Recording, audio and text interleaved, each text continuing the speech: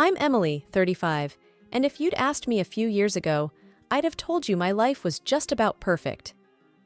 I was climbing the corporate ladder at a renowned company, making my way to a department manager position. It was during those long hours at work that I stumbled upon something unexpected, something that wasn't part of my meticulously planned career path. Love. His name was Jake, a colleague from a different department. He wasn't as high up on the career ladder as I was, but that never mattered to me. Our connection was instant, and before we knew it, our office romance blossomed into something deeper, leading us down the aisle. The company we worked for was supportive. After all, it wasn't a secret affair, but a serious relationship that everyone could see was genuine. We were happy, living in a beautiful, spacious house that we bought together. It was more than a home. It was a symbol of our future, of the family we dreamed of starting. But our seemingly perfect life wasn't without its cracks. The main issue? Our earnings. I always earned more than Jake, and while it never bothered me, it was a thorn in his side. One chilly evening, as we sat in our living room, Jake brought it up yet again. Does it ever get to you? The whole money thing? He asked, his gaze fixed on the dancing flames in the fireplace. No, Jake, it really doesn't. I love you, not your paycheck. We're in this together, remember? I replied, trying to reassure him. He let out a long sigh. I just feel like I should be the one bringing in more, you know? It's not traditional. I reached for his hand, giving it a gentle squeeze. We're not a traditional couple, Jake. We make our own rules. We're happy, aren't we? He nodded, but his eyes didn't mirror the conviction in his voice. The topic was a recurring one, resurfacing every now and then, each time leaving a faint but lingering unease in the air. Life has a way of throwing you off course when you least expect it. That's exactly what happened to me, Emily, on a seemingly ordinary Tuesday. It was supposed to be a routine medical checkup, nothing more. I sat there in the sterile doctor's office, fidgeting with the hem of my shirt, waiting for the usual all clear. Instead, what I got was a jolt that turned my world upside down. The doctor, a kind-faced woman in her 50s, had a serious look as she delivered the news. Emily, I'm sorry to tell you this, but you have cancer, she said gently. For a moment, everything stood still. The word cancer echoed in my head like a dreadful bell. Fear, disbelief, a sense of unreality washed over me. What? Are you sure? I managed to stammer, feeling my heart pounding in my chest. The doctor nodded, her expression empathetic. I understand this is a lot to take in. We need to discuss your treatment options. Her voice faded into the background as I grappled with the shock. Cancer? Me? It didn't make sense. I was healthy, or so I thought. When I left the doctor's office, I felt like I was in a daze. The world seemed to go on around me, but I was stuck in that moment of devastating revelation. I called Jake as soon as I could. He answered after a few rings. Hey Em, how did the checkup go? His voice was casual, expecting routine news. Jake, it's not good, I said, my voice shaky. What's wrong? Talk to me, Em, he replied, his tone shifting to concern.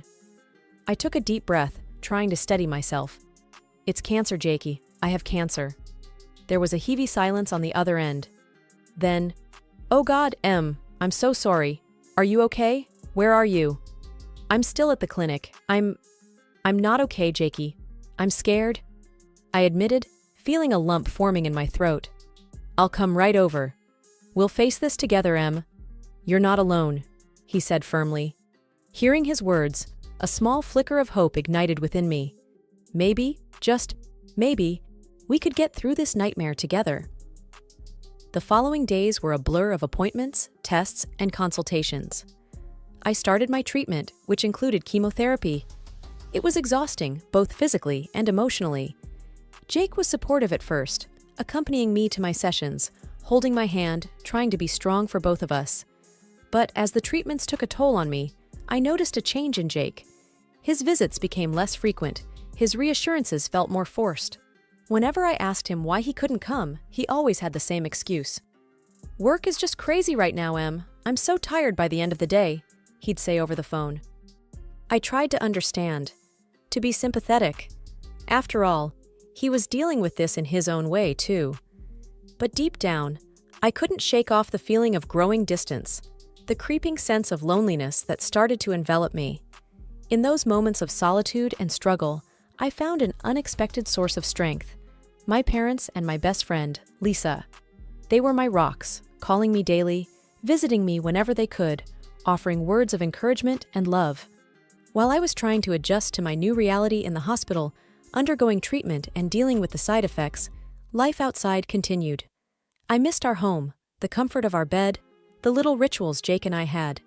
Despite his decreasing visits, I clung to the hope that we were still a team. One day, Lisa came to visit. She brought some magazines, my favorite snacks, and a sense of normalcy that I craved. But there was something off about her. She seemed uneasy. "Hey, what's up? You seem a bit distracted," I said, trying to read her expression. Lisa hesitated before speaking. "Emily, I don't want to worry you, but something strange happened the other day." My heart skipped a beat. "What happened?" "Well, I was walking past your house, and I heard laughter. Loud, female laughter. It sounded like there was a party or something," she said cautiously. A cold shiver ran down my spine. "A party? But Jake didn't mention anything. Maybe he had friends over." Lisa bit her lip, looking uncomfortable. "I don't know, Emily. It just felt weird. And I haven't seen Jake around much lately. I'm worried there might be someone else." Her words hit me like a ton of bricks. I didn't want to believe it, but the seeds of doubt were planted. Was Jake seeing someone else while I was stuck here, fighting for my life?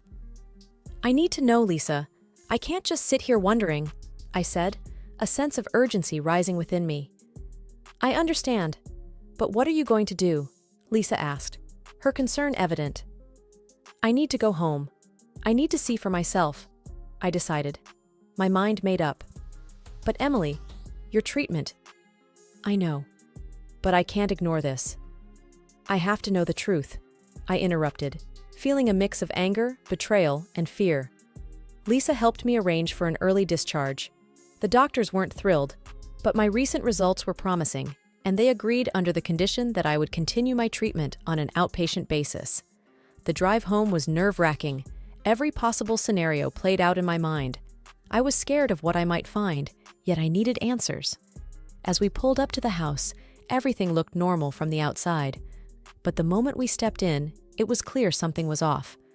The place felt different, like it wasn't ours anymore. We heard voices coming from the living room.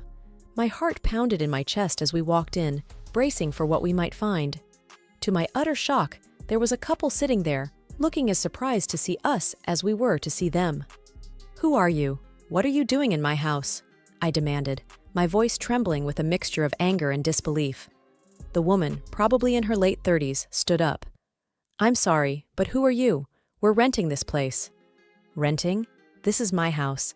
I live here with my husband, Jake," I said, struggling to process her words. The man, who had been quiet until now, spoke up. "We've been here for a couple of weeks. We made a deal with Jake. He said the house was going to be sold, and we're interested in buying it." My world came crashing down at that moment. Not only was there another woman in my house, but now I was being told that my husband, the man I trusted, was planning to sell our home without my knowledge. I felt like I was in a nightmare, one that I couldn't wake up from. As I stood in the living room of what was once a symbol of our shared dreams, the couple who had unwittingly walked into this mess looked at me with a mix of confusion and pity. They introduced themselves as Mark and Sandra, clearly uncomfortable but trying to be polite. I could hardly focus on their words. My mind was in turmoil. "Please, can you call Jake? I need to speak to him," I said, my voice shaky but firm. Mark nodded, taking out his phone. "Of course, I have his number. He said to call if we needed anything." The wait for Jake to arrive was agonizing. My heart raced with a cocktail of emotions: anger, betrayal, disbelief. When he finally walked in, the look on his face was one of shock, but not the kind I expected. "Emily, what are you doing here? You should be in the hospital," he said, his voice tinged not with concern, but annoyance. His reaction only fueled my anger. "What am I doing here? Jake, what are you doing? Selling our house behind my back?" He had the audacity to look irritated. "I can explain, Emily. It's simple, really." "Explain?" Explain how you could betray me like this? My voice was rising despite my efforts to control it. Jake's expression hardened. Listen, Emily, you're sick. The cancer might not even go away. I have to think about my life too. I can't be tied down, waiting for whatever comes next. I felt like I had been slapped. His words were cruel, unrecognizable from the man I thought I knew. You're talking about selling our home, our life together, as if it's just a transaction. Is this really you, Jake? Disbelief and hurt were evident in my voice. He shrugged, a cold look in his eyes. It's practical, Emily. You're not going to make it, and I need the money to build my life. Besides, I would get this house anyway if you know. His words were like a knife twisting in my gut. The reality of his betrayal was worse than any suspicion I had harbored. I can't believe you, Jake. After everything, this is what it comes down to. Money and convenience? I was struggling to hold back tears. Jake seemed unfazed. Life goes on, Emily. Yours might not, but mine will. I need to think about my future. His brazenness left me speechless. I had imagined many scenarios, but nothing could have prepared me for the callousness I was witnessing. And you think you'll just get away with this? Selling our house? Leaving me with nothing while I'm fighting for my life? My voice trembled with a mixture of rage and pain. He shrugged again, a gesture that now filled me with revulsion. I'm doing what I have to. You can do whatever you want, Emily. It doesn't matter to me anymore. I felt a surge of resolve amidst the chaos of my emotions. I'll fight you on this, Jake, and the company will hear about how you treat your sick wife. You won't get away with this, he scoffed. Do what you want, Emily. I'm done here. With that, he turned and left, leaving a trail of coldness behind. I stood there, shaken to my core, realizing that the man I loved was a stranger to me now. I knew at that moment that this was a battle I had to fight, not just for my health, but for justice and dignity. After Jake left, a heavy silence filled the room. Mark and Sandra stood awkwardly, clearly wanting to escape the tense atmosphere. I couldn't blame them. Look, I'm really sorry about all this. We had no idea, Mark said, sounding genuinely apologetic. Yeah, we just wanted a place to stay. We didn't know about everything, Sandra added, her eyes full of sympathy. I gave them a weak smile. It's not your fault. You were just looking for a home. They offered to leave, but I insisted they stay. It wasn't their fault that Jake had dragged them into his deceit. After they left, I sat down on the couch, my mind racing. I felt betrayed, angry, and helpless. But amidst all those emotions, a fiery determination was taking shape. I wasn't going to let Jake walk all over me. The next morning, I called my lawyer and explained everything. He was shocked, but promised to help me fight this. Don't worry, Emily. We'll make sure he doesn't get away with this, he assured me. I felt a small glimmer of hope. With my lawyer's help, I would fight for what was rightfully mine. Next, I knew I had to confront Jake at work. It wasn't going to be easy, but I needed to face him. I wanted him to know that I wasn't going to back down. I arrived at the office, my heart pounding. As I walked through the halls, I could feel the eyes of my colleagues on me. They knew something was up. I knocked on Jake's office door and pushed it open without waiting for a response. Jake looked up, his face a mask of surprise and annoyance. Emily, what are you doing here? I'm here to tell you that I know everything. And I'm not going to let you get away with it, I said, my voice steady despite the turmoil inside. Jake scoffed. What are you going to do? You're sick, Emily. You should be resting, not causing a scene. I took a deep breath, steadying myself. I've spoken to my lawyer. We're going to fight you on the house, and I'm going to tell the bosses about what you've done. Jake's face hardened. You think you can scare me? Go ahead, tell them, see if I care. I met his gaze squarely. I'm not trying to scare you, Jake. I'm telling you what I'm going to do. You can't just throw me away because I'm sick. Jake leaned back in his chair, a smug look on his face. You really think you can win this? I'm not the bad guy here, Emily. I'm just trying to move on with my life. I felt a surge of anger. By selling our home? By leaving me with nothing? Jake shrugged. Life is tough, Emily. You should know that better than anyone. I shook my head, disgusted. I can't even recognize you anymore, Jake. You're not the man I married. Jake's expression didn't change. maybe you never really knew me at all." With that, I turned and walked out of his office. I had said what I needed to say. Now it was time to fight. In the days that followed, my life turned into a whirlwind of paperwork, meetings, and strategy sessions. My health was improving, but my battle was far from over. With each passing day, I gathered more evidence to support my claim to the house. My larger financial contribution was a strong point in my favor, and I was determined to see this through. My lawyer was optimistic. "Emily, you have a solid case.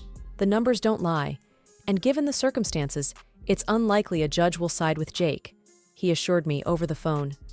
The relief I felt was palpable. "Thank you," I replied. "I appreciate your help more than you know." "We're not there yet, but things are looking up," he cautioned. I understood. The legal world was unpredictable, but for the first time in a while, I felt like I was standing on solid ground. At work, the atmosphere was tense. My confrontation with Jake had become office gossip. Some colleagues whispered in corners, others offered quiet support. It was uncomfortable, but I couldn't let it distract me. I decided to meet with our bosses and lay everything out. It was a tough conversation, but necessary. I told them about Jake's betrayal, the house, everything. They listened, their faces a mixture of shock and empathy. "We're so sorry, Emily. This is unacceptable," one of them said. "The situation with Jake will be dealt with.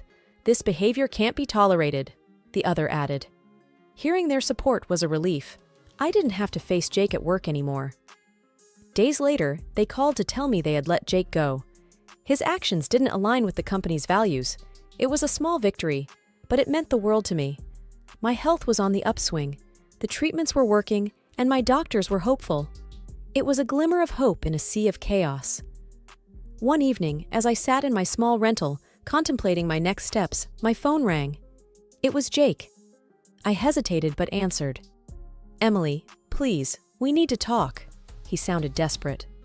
"What's there to talk about, Jake?" I asked, my voice firm. "I was wrong. I've been fired. I'm sorry, Emily. I didn't think it would come to this," he said, almost pleading. I took a deep breath. "You hurt me, Jake. Deeply. I can't just forget that." "I know, I regret it. Can we find a way to settle this without going to court?" he asked, sounding beaten. After a short pause, I replied, "I will not back down. Never." There was silence on the other end. "I understand. I'll have my lawyer contact yours," he finally said. Jake's call didn't change anything. He had shown his true colors, and there was no going back. I was a different person now, stronger and more determined. After the dust settled with the house and my divorce, I found myself standing at the beginning of a new chapter. It was a strange feeling, like stepping into the unknown after a long, turbulent journey. My health was improving, but the road to full recovery was still ahead of me. One afternoon, I was at the clinic for a checkup. The waiting room was quiet, just the hum of the air conditioner filling the space. When the nurse called my name, I followed her to the examination room. Dr. Simmons, my oncologist, greeted me with a warm smile. "Good to see you, Emily. How are you feeling?" "Better, thank you," I replied, taking a seat. "That's what we like to hear," he said, going over my chart. "Your latest scans show improvement. The treatment is working." I exhaled a sigh of relief. "That's great news." "Yes, but remember, it's a long road. You need to take care of yourself," he reminded me. "I know, and I will," I assured him. He nodded, satisfied. "Good. We'll keep monitoring your progress." Leaving the clinic, I felt a mix of emotions. Hope, certainly, but also a sense of responsibility. This was my life, and I had to take charge of it. Back at work, I threw myself into my projects. It was a distraction, but also a reminder that I had a purpose beyond my illness and personal troubles. One day, I was in the break room when I overheard a couple of colleagues talking. "Did you hear about Jake? He's trying to get his job back," one of them said. "Really? After what he did?" "Good luck with that," the other replied. I stayed silent, stirring my coffee. Jake's choices were his own. I had my path to follow, and it didn't include him. After work, I met up with my friend Sarah for dinner. She had been a rock throughout everything. "How are you holding up?" she asked as we sat down. "I'm okay, taking it one day at a time," I answered. That's all you can do, and hey, you're doing amazing, she said, offering a reassuring smile. I nodded. Thanks, I couldn't have done it without your support. We're in this together, she said, raising her glass. To new beginnings. To new beginnings, I echoed, clinking my glass with hers. The next few months were a blend of routine and small victories. Each doctor's visit brought good news. My strength was returning, and with it, a newfound determination to live life on my terms. The treatments had worked, and the doctors were optimistic. I was officially in remission. As I walked into the office that morning, I felt a sense of pride. I had not only kept my job through the toughest times, but also excelled. My team greeted me with warm smiles and congratulations. The workday was busy, but I didn't mind. Being productive gave me a sense of normalcy. Later, I met Sarah for lunch. She had been more than a friend. She was my pillar of strength. You look radiant, Emily, she said as we sat down at our favorite cafe. I feel it too, Sarah. It's like a new beginning, I responded, smiling. And you deserve every bit of it. So, what's next for you? She asked, sipping her coffee. I've been thinking about that. I want to give back, maybe volunteer at the cancer center. Share my story, help others. I said, the idea resonating with me more and more. That's wonderful, Emily. You'll be amazing at it, she encouraged. After lunch, I went for a walk in the park. The sun was shining and the air was fresh. I took a moment to sit on a bench and just breathe. Life was precious, and I was here, living it. As I walked back home, my phone rang. It was my boss, Mr. Thompson. Emily, good news. The board has approved your proposal for the new project, he said. That's fantastic. Thank you, Mr. Thompson. I won't let you down, I replied, excitement building up. I know you won't. Keep up the good work, he said, before ending the call. Back at home, I reflected on my journey. From the shock of my diagnosis to the betrayal and divorce, it had been a roller coaster of emotions. But here I was, standing tall. I decided to write a blog post, sharing my story with the world. As I typed, the words flowed effortlessly. It was a story of pain, resilience, and ultimately, triumph. When I hit publish, I felt a sense of liberation. My story was out there, and if it could inspire even one person, it was worth it. I grew up knowing Lucas, mostly from a distance. We were from the same neighborhood, and our paths often crossed on the street, but our worlds were vastly different. I came from a simple family. We didn't have much, but we had each other. Lucas, on the other hand, was part of the well-known Grayson family, who owned the largest company in town. Everyone knew them, and almost everyone envied them. One day, as I was walking home from my job at the local grocery store, Lucas approached me. It was unexpected. We barely spoke before this. "Hey, Tiffany," he greeted, flashing a smile that made many girls in our town go weak in the knees. "Hi, Lucas," I replied, a bit surprised. "How are you?" "Good, thanks. Look, I was wondering if you'd like to grab a coffee tomorrow." The invite took me off guard. "Coffee? With you?" "Yeah, I mean, we've known each other for years, but never really talked. I'd like to change that. What do you say?" I hesitated, then said, "All right, why not?" From that day, things moved quickly. Our coffee date turned into dinners, movie nights, and long walks. We spent days getting to know each other. The more time I spent with him, the more I realized we had a lot in common. One evening, as we were walking by the river, Lucas turned to me and said, "Tiffany, these past few weeks with you have been amazing. I've never felt this way about anyone before." I looked up at him. "Lucas, this is all so new to me. I never expected any of this." He took my hands in his. "Neither did I, but now that we're here, I don't want to let you go." Days turned into weeks, and weeks into months. Before I knew it, Lucas was on one knee holding out a simple ring. "Tiffany, will you marry me?" Tears filled my eyes. "Yes, Lucas. Yes, I will." The news of our engagement spread quickly. Everyone was surprised. No one saw it coming. But here we were, two people from different worlds, finding love in the most unexpected place. As the wedding preparations began, I couldn't help but feel like I was living in a dream. The Grayson family was beyond supportive. They welcomed me with open arms, especially Lucas's mother, Mrs. Harriet Grayson. She was thrilled about our union and took charge of most of the wedding arrangements. "Tiffany," she said to me one day, "I want you to have the best wedding. You're going to be a Grayson now." "Thank you, Mrs. Grayson. I never imagined any of this," I replied, overwhelmed. "You deserve it, dear. Lucas is lucky to have you." The big day arrived sooner than we expected.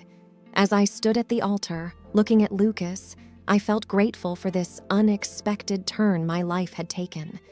Little did I know, things were about to change in ways I could never have anticipated. The move to our new home was swift, just days after our wedding. It was a quaint, charming place, not too large, with a hint of vintage charm. Lucas had picked it out, saying it was perfect for us to start our life together. From the moment we stepped in, I felt an unexpected chill, not from the house itself, but from Lucas. The warmth he had exuded throughout our courtship seemed to evaporate. Our rooms echoed with silence, broken only by the mundane conversations about household chores or grocery lists. One evening, after setting up the dinner table, I tried initiating a light conversation. "The house feels cozy, doesn't it? We can maybe get some plants for the balcony?" Lucas, who was absorbed in some paperwork, merely grunted in reply. Sensing his detachment, I attempted to bridge the distance. "Lucas, is everything okay?" He looked up, seemingly irritated. "Yes, why wouldn't it be?" "I just feel you've been distant since we moved in." I hesitated. "Did I do something wrong?" He sighed heavily, avoiding eye contact. "It's nothing. I'm just busy with work." "But you're always here, at home, with me," I pointed out, trying to understand his sudden change. Lucas's voice hardened. "Look, Tiffany, I have a lot on my mind. The marriage, the house, my work responsibilities. It's all a bit overwhelming." I felt a pang in my heart. "I thought we were in this together," I murmured. He didn't respond, just got up and headed to our bedroom, leaving me alone with my thoughts and the now cold dinner. The days that followed were no different. Mornings were a hurried affair, with Lucas often leaving before I was even fully awake. Evenings were cold and silent. I tried engaging him, suggesting we go out or inviting friends over, but he always had an excuse. Mrs. Harriet Grayson, during one of her visits, sensed the tension. "Tiffany," she whispered, pulling me aside, "is everything okay between you two?" I bit my lip, trying to hold back tears. "I don't know, Mrs. Grayson. He's changed." She gave my hand a comforting squeeze. "Give it time, dear. Marriage is a big step. Perhaps he's just adjusting." I nodded, but deep down, doubts were setting in. Was this how my married life was going to be? In the shadow of Lucas's coldness? Determined to find answers, I decided to take matters into my own hands. Days turned into weeks, and the cold atmosphere in our home continued.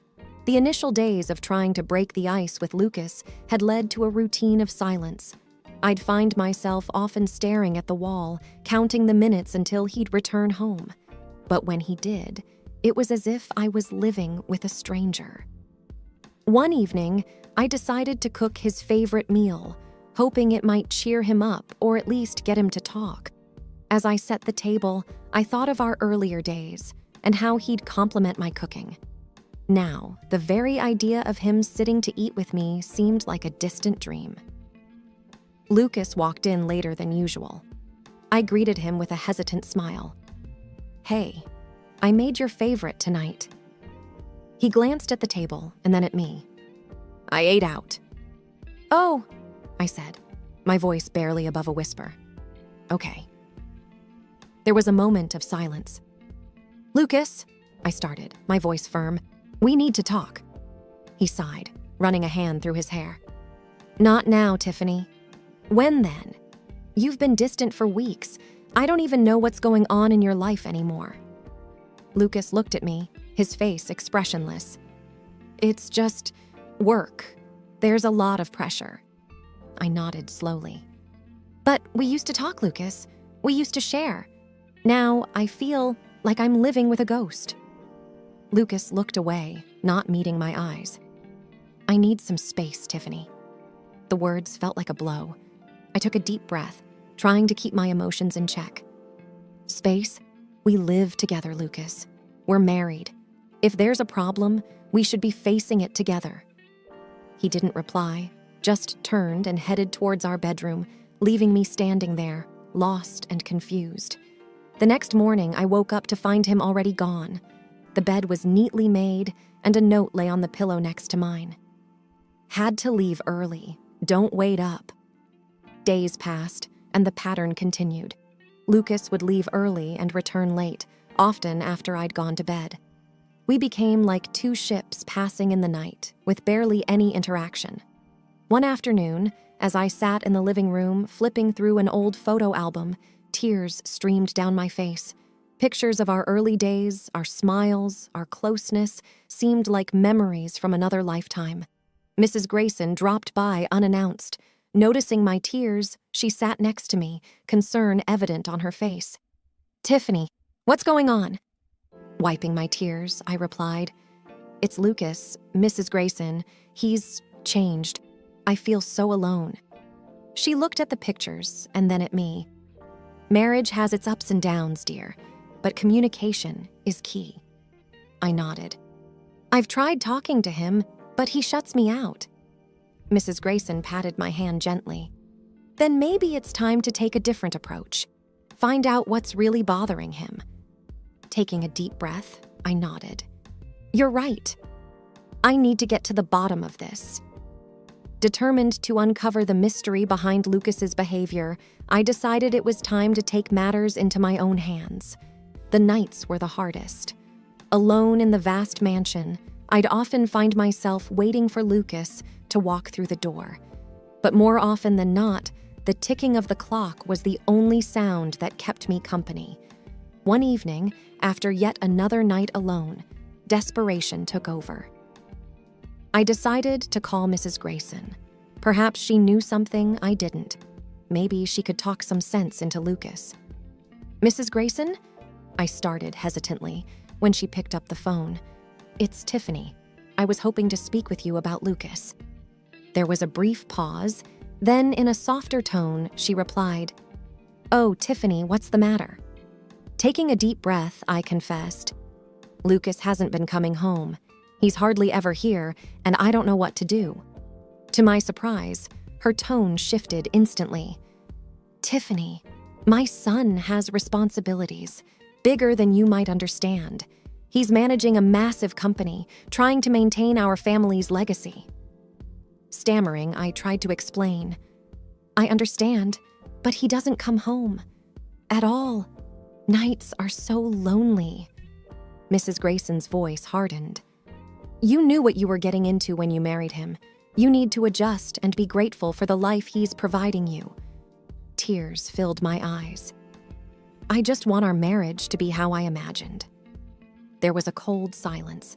Then she said, "Lucas mentioned you might be difficult, always wanting more. You should be thankful for what you have, Tiffany."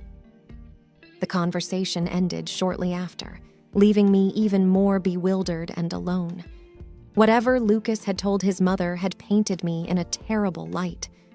What was he hiding? Why was he driving this wedge between his family and me? It was clear that I needed answers, and I was determined to find them. I enlisted the help of an old classmate, David, now a private detective. Within days, he presented me with photos that made my heart sink. Days turned into nights, and my sense of isolation grew. Each evening felt like an echo of the previous one. I'd walk through the grand halls, touching the expensive decor, but feeling more disconnected than ever. One gloomy afternoon, while I sat in the drawing room staring blankly at the pouring rain outside, my phone vibrated. It was an unfamiliar number. "Hello?" I said hesitantly. Tiffany, dear.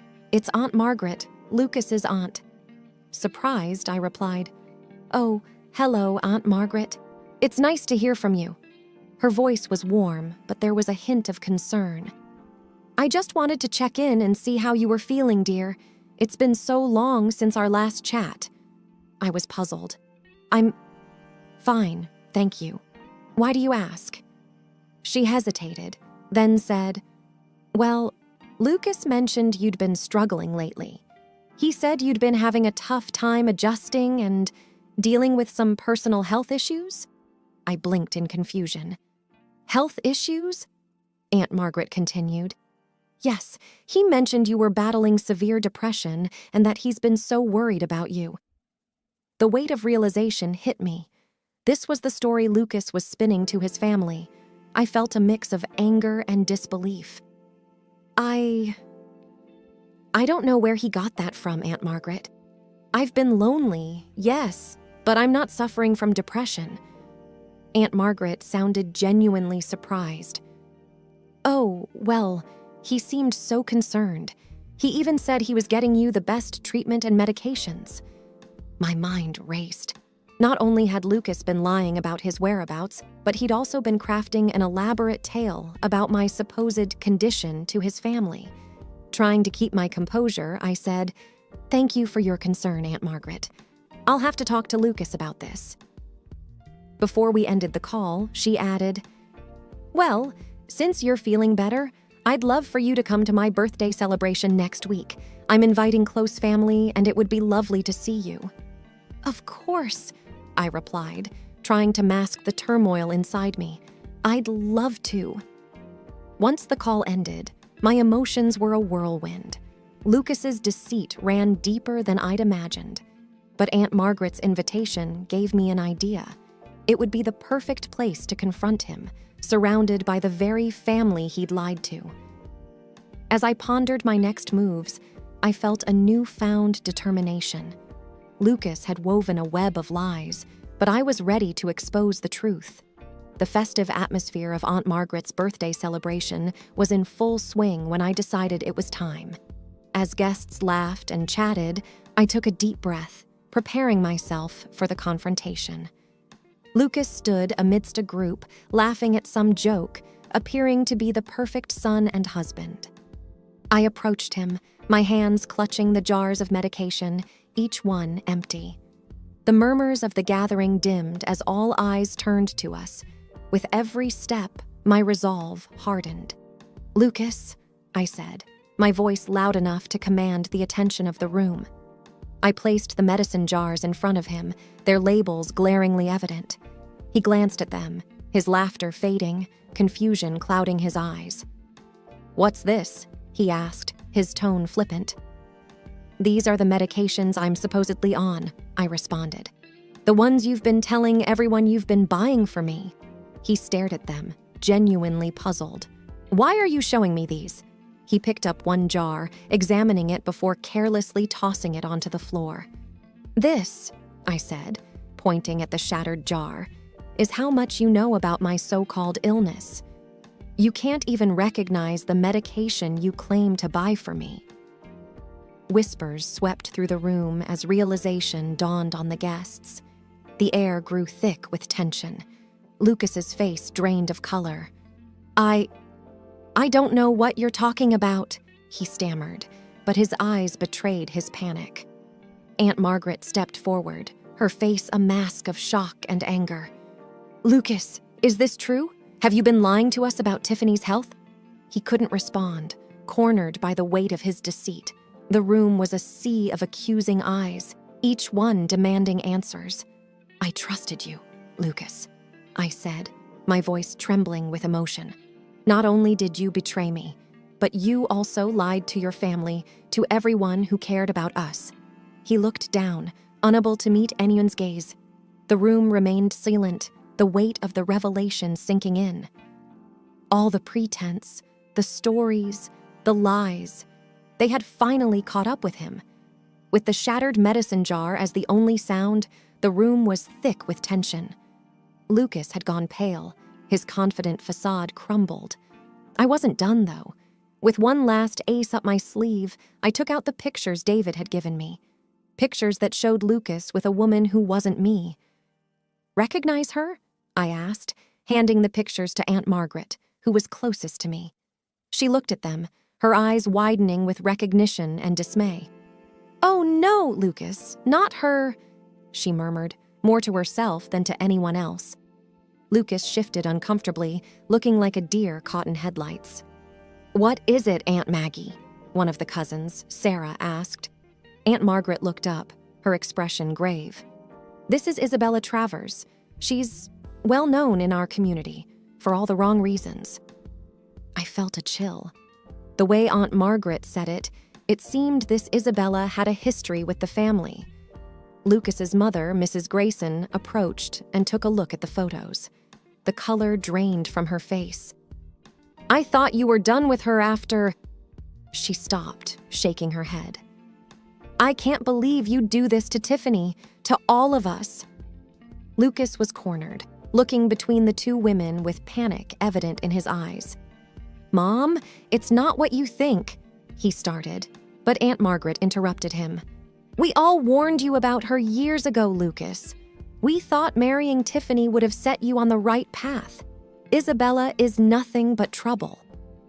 Lucas seemed to shrink, his posture slouched and defeated. "It's not like that. I mean, it started out, but it's complicated." "Complicated?" I echoed, my voice sharp. "You marry me, lie about my health, and all the while you're with her? Explain that complication to me." Lucas opened his mouth, then closed it, no words coming out. He looked broken, defeated, but I felt no sympathy. He had deceived everyone, and it was time for the truth. Aunt Margaret, visibly upset, handed the photos back to me. "Tiffany, I'm so sorry," she said. "You deserve so much better than this." I nodded, looking at the pictures. "Thank you, Aunt Maggie. All I wanted was the truth." The room was filled with murmured conversations as the party guests processed the revelations. Lucas looked around. No friends in sight, no allies to defend him. He had played his games, and now he was facing the consequences. For the first time since this ordeal began, I felt a weight lifting off my shoulders. The truth was out, and I was ready to move forward, away from the lies and deceit that had become my life. The sun was setting, painting the sky in shades of orange and pink. The beauty outside stood in stark contrast to the turmoil that had just occurred inside the Grayson household. I sat on the porch steps, taking a moment to collect my thoughts. David approached me, his usual confident demeanor replaced with genuine concern. "Are you okay?" he asked. I looked up, forcing a smile. "I will be. Thanks for everything, David. Without you, I'd still be in the dark." He sat down next to me. "I just wish I could have done more. No one should go through what you did." I sighed. "It's done now. All that's left is to move forward."